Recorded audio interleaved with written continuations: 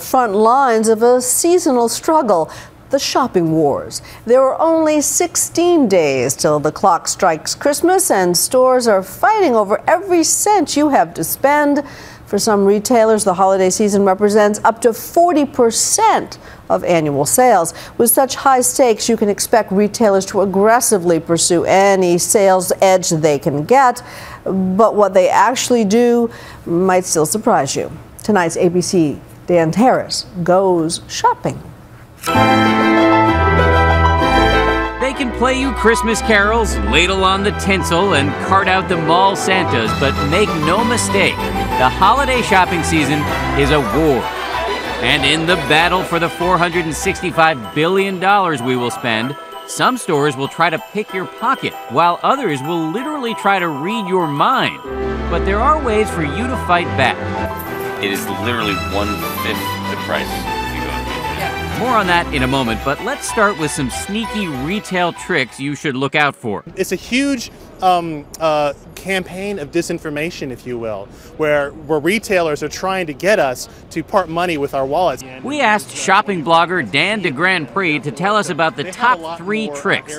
Number 1, the never-ending sale. That's when stores keep items marked down all year round. So it's a sale that is not a sale. It's the never-ending sale because it is always on sale at that price. That can't really be considered on sale now, can it? So right, if it's always 50% off, exactly, it's never 50%. Exactly. Number 2, the make and model mismatch, where stores offer to match a competitor's sales price, but not really. You see a deal in the newspaper and it says, you find us a cheaper price on this product, we'll match it. That's right. And you go in there and tell them I found it, and they say, well, there's depends a on the technicality. product, but there is often a technicality, and it's usually on the cheapest TVs or the cheapest laptops where the model number is very slightly different. That's all they need to be able to say.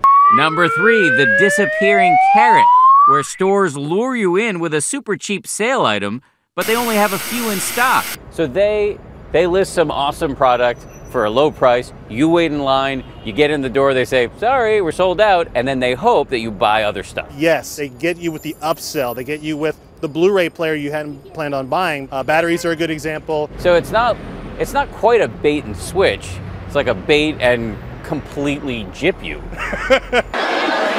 As we said, this is a war, and in wars, you need spies. So check this out. Some stores are now secretly deploying special cameras with facial recognition technology near the display cases so they can tell what you are thinking as you eyeball the goods, which helps them figure out how to rearrange the stores to get you to spend more. So I'm picking up things like John Ross from a company called Shopper Sciences showed me how this works by having the software examine my face as I shopped online for a Christmas gift for my wife. The program could tell I was put off by the prices at Tiffany. What is that, 5 grand? 5 grand. Yeah, and that's not a piece, is it? No, that's a good thing. So sorry, baby, you're not getting these earrings. So your interest was high, but boy, your disagreeing score, you're just a spiking. And intrigued by the idea of adopting my wife a cat from the ASPCA. So you're open to the idea of this cat, and it's looking pretty good. The program also read it when Anne here didn't like this bag. It looks a bit cheap because it's so it's still shiny. And when Stephanie here found a dress that she hated. So as you're shaking your head, your disagreeing scores are just going through the roof here. So I'm seeing this. Isn't that a little creepy? Well, it could be, but the experience is actually more about improving the experience. It's not about invading our privacy, he insists, but instead about tailoring the shopping experience so we buy more stuff. As we said, in this retail war, there are weapons you can use to fight for your own interests. So for this part of the story, we're bringing in a ringer. Her name is Diana Mcdougal. She's young enough to be tech savvy. She's a semi-professional shopping ninja. You ready for this? I'm ready. All right. Diana is a self-made expert in the new generation of shopping apps like Google Shopper, Amazon Price Check, and Shop Savvy, which allow you to scan the barcodes of any product and see if you can get it online for cheaper. This laptop cable lock is $24.99 in the store, but online? Wow. And starts at $4.79. $4.79 is literally 1/5 the price if you go on the internet. Yeah, and it's new. They're not even used. Of course, they may charge you for shipping these online items, but the apps work very well at the toy store too, where the Barbie Princess Bride was $25.99, but online, $17. Yep.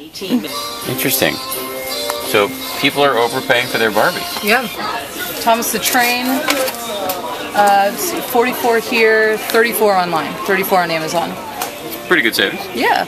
just one weapon in your arsenal, an arrow in your quiver as you engage in commercial combat this holiday season. Be careful out there. For Nightline, this is Dan Harris in New York.